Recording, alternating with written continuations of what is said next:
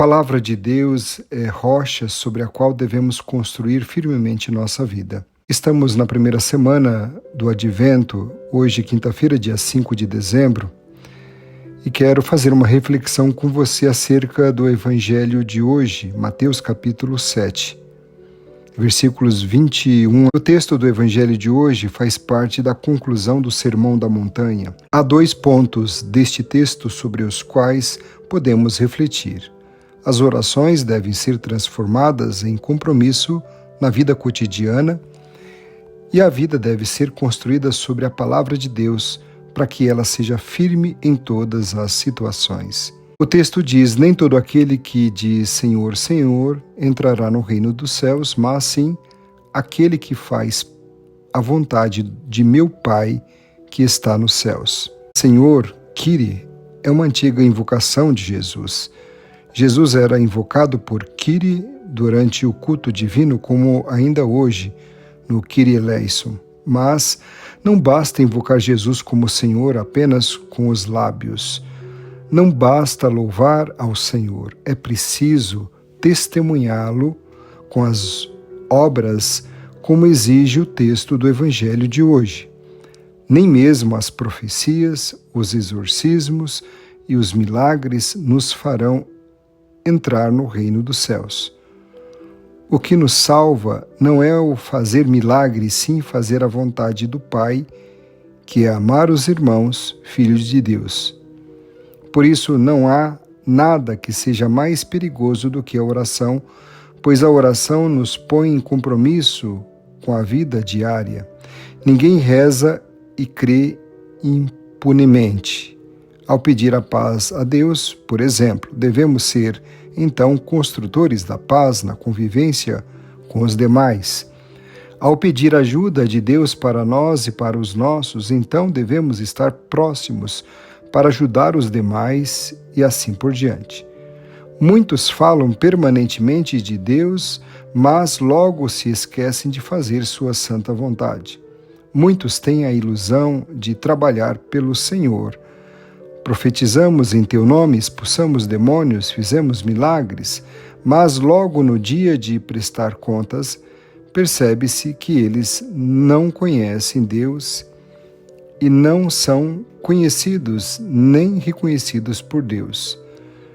Não vos conheço, afastai-vos de mim, vós que praticais a iniquidade. Com estas palavras, nem todo aquele que diz Senhor, Senhor, Jesus denuncia uma dissociação frequente muito perniciosa. Somos alertados que existe o perigo de uma oração que não se traduz em vida e em compromisso fraterno. Existe o risco de certos momentos comunitários que se fecham em si mesmos numa oração, num louvor ou numa adoração, sem nenhum compromisso com a vida cotidiana e a vida comunitária. A oração, a escuta da palavra de Deus e o encontro comunitário são a raiz da praxis cristã. Porém, a raiz deve germinar e produzir frutos. Precisamos estar conscientes de que não existe verdadeira fé sem empenho moral e o amor fraterno. A oração e a ação, a escuta e a prática são igualmente importantes. Há 3 coisas indispensáveis para a vida de um cristão: a escuta atenta da palavra de Deus com oração, a prática da vontade de Deus e a perseverança até o fim, apesar das tempestades da vida. O Evangelho deste dia quer nos dizer que não importa dizer Senhor, Senhor, nem falar em seu nome, nem sequer fazer milagres. O que importa é a prática, o fazer, as obras, não o dizer, nem o pensar, nem o rezar, nem o pregar, nem fazer milagres. É mais fácil fazer louvor durante 1 ou 2 horas. O difícil é ajudar o necessitado durante 1 ou 2 horas. É preciso traduzir o louvor em compromisso com a vida cotidiana. A prática é a rocha, por isso é firme até diante de Deus. mas trata-se da obra feita no Espírito de Deus e não qualquer obra. Temos que fazer tudo conforme a vontade de Deus e não de acordo com o nosso próprio interesse. A tentação permanente que qualquer um possa ter é querer brilhar sozinho ou praticar o bem para o próprio brilho. Isso se chama exibicionismo. Se cada um praticar o próprio brilho, então Deus fica cada vez mais distante. Jesus nos convida a construir nossa vida sobre a prática para o bem e a salvação de todos. As obras boas praticadas no espírito de uma doação total são verdadeiros sinais da abertura diante da graça de Deus. Jesus não quer que nós, cristãos, cultivemos somente a relação com Ele, e sim que sejamos seguidores, que unidos a Ele, trabalhemos para mudar a situação da humanidade. É viver de acordo com a justiça e a caridade. Onde há justiça, não há pobreza nem exclusão social. Quem ouve estas minhas palavras e as põe em prática é como um homem sensato, que construiu sua casa sobre a rocha. Acrescentou-nos Jesus no Evangelho de hoje. O homem sensato é aquele que edifica sua vida, sua casa, sobre a palavra de Jesus Cristo, sabedoria do Pai. A casa aqui não é simplesmente o local onde o homem se abriga, e sim é lugar de relações de intimidade, de familiaridade e amor, onde ele se realiza como imagem de Deus. O verdadeiro fundamento para construir nossa vida é o próprio Deus e sua palavra. Somente acertamos na vida quando depositamos nossa total confiança em Deus e na sua palavra. Quem se apoia em Deus permanece e vive eternamente, pois Deus é eterno. Nada e nem ninguém será capaz de derrubar aquele que se apoia em Deus. A chuva, as tempestades, os ventos são imagens para significar as dificuldades de todo gênero que o cristão enfrenta nesta vida. Mas, por se apoiar em Deus, ele sairá vitorioso, como diz uma frase: com Deus, um se torna a maioria. Sem Deus, a maioria se transforma em minoria. O único fundamento que não falha e dá solidez ao que intentamos construir é o próprio Deus. Como diz o Papa Francisco, quem arrisca o Senhor não o desilude. E quando alguém dá um pequeno passo em direção a Jesus, descobre que ele já aguardava de braços abertos a sua chegada. Este é o momento para dizer a Jesus Cristo: Senhor, deixei-me enganar, de mil maneiras fugi do vosso amor, mas aqui estou novamente para renovar a minha aliança convosco. Preciso de vós. Resgatai-me de novo, Senhor. Aceitai-me mais uma vez nos vossos braços redentores. Seremos bons arquitetos ou construtores se na programação de nossa vida nós voltamos nosso olhar para Deus e sua palavra para saber o que devemos fazer e o que não devemos fazer. Porém, apoiar-se em Deus implica fazer sua vontade com seriedade e sinceridade, sem ficar apenas nas emoções, nas aparências e apenas de vez em quando. Para pertencer ao reino de Deus não basta invocarmos ao Senhor, é necessário acomodar nossa vida aos princípios estabelecidos por Jesus Cristo.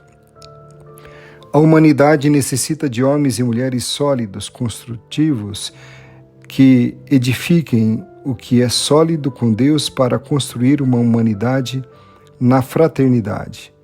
O verdadeiro cristão não pode ser uma pessoa de superficialidade. Seremos bons arquitetos de nossa vida se na programação de nossa vida nós voltarmos continuamente nosso olhar para Deus e para a sua palavra, e nos perguntarmos qual é o projeto de vida de Deus, qual é sua vontade manifestada em Jesus Cristo, e devemos viver em seguida como tal. Nossa oração deve estimular nossa ação e deve nos levar a nos comprometermos com a vida de todos. O que interessa a Deus na nossa vida não são unicamente nossos momentos somente de oração, de louvor, e sim todos os momentos de nossa jornada. Se nossos momentos de oração são os momentos de paz, devemos manter os momentos de paz com os outros na vida diária.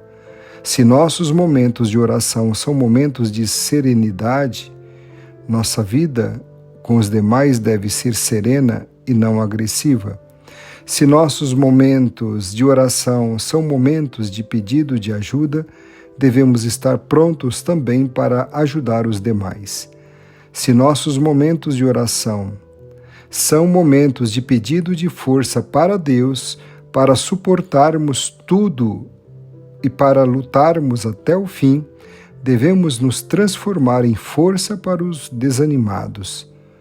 Se nossos momentos de oração são momentos de pedido de misericórdia, devemos ser misericordiosos para com os demais na vida diária e não juízes da vida alheia.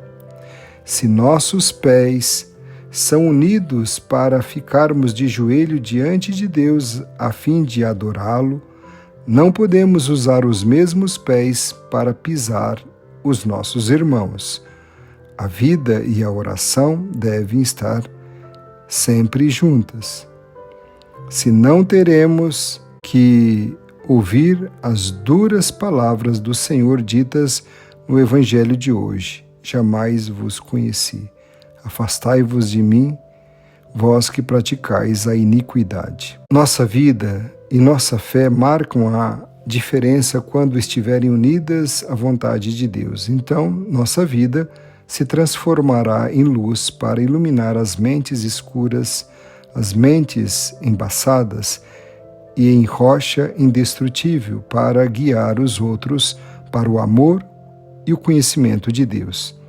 Deus nos conceda esta graça. Portanto, Jesus nos convida hoje a sermos seguidores rocha e não seguidores areia. Seguidor areia é aquele que vive de uma fé de simples aparência, sem fundamento, fé baseada apenas sobre as emoções. Consequentemente, a pessoa crê quando as coisas vão ao seu gosto e se desanima quando tudo não corresponde àquilo que imaginava.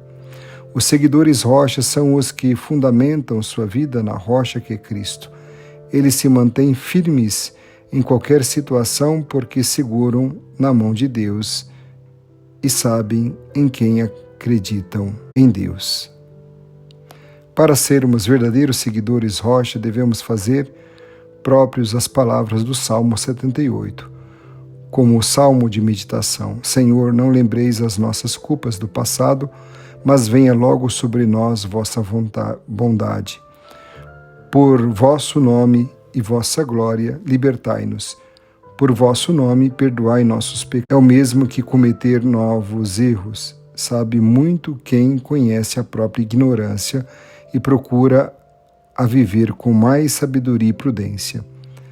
Deve ficar gravado no nosso coração aquilo que Jesus nos diz hoje: nem todo aquele que me diz Senhor, transformar a nossa vida, nossa conversão e mudança de nossa mentalidade, mudança de nossa realidade presente, para que se pareça como o reino de Deus. E somente através da conversão é que podemos fazer com que o mundo se torne um pedaço do céu, onde há paz, harmonia, fraternidade, comunhão, solidariedade e assim por diante. Cada cristão é responsável por isso, pois ele opta por seguir Jesus e viver seus ensinamentos. Vale a pena nos perguntar como estamos construindo o edifício de nossa família, de nossa comunidade, de nossa igreja, de nossa sociedade, de nossa pessoa individualmente e de nosso futuro. A imagem das duas leituras de hoje é clara e nos interpela neste advento para que reorientemos claramente nossa vida a fim de ter um final feliz. Se na construção de nossa própria personalidade ou da comunidade confiamos mais nas nossas próprias forças, ou de nossas instituições, ou de nossas estruturas, ou em uma das doutrinas, nos exporemos para a ruína. É como se uma amizade se baseasse apenas nos interesses ou um matrimônio se apoiasse somente em um amor romântico ou uma espiritualidade se deixasse dirigir pela moda ou pelo gosto pessoal, sem nenhum compromisso, ou uma vocação sacerdotal ou religiosa não se fundamentasse em valores da fé profunda. Isso seria construir sobre a areia. O verdadeiro fundamento para construir nossa vida é o próprio Deus. Quem se apoia nele, este é que permanece inabalável, apesar de tudo. Não haverá nada nem ninguém que o faça sucumbir. Porém, apoiar-se em Deus sempre implica fazer sua vontade com seriedade e sinceridade, sem ficar-se nas meras aparências, pois nem todo aquele que me diz Senhor, Senhor entrará no reino dos céus, mas sim aquele que faz a vontade de meu Pai que está nos céus. Que você tenha um dia muito abençoado e feliz.